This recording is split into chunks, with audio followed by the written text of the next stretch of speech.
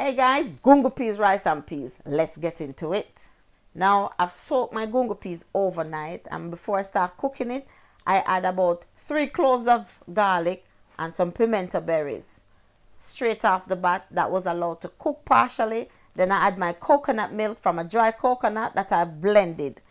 Then I've had some scallion, some thyme, pepper, and remember there was pimento seed and garlic beforehand, so I didn't add any more.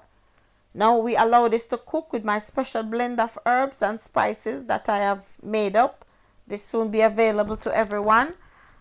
Then I've allowed this to cook. You have to make sure that your coconut milk is properly cooked before adding the rice, or else it's not gonna be nice.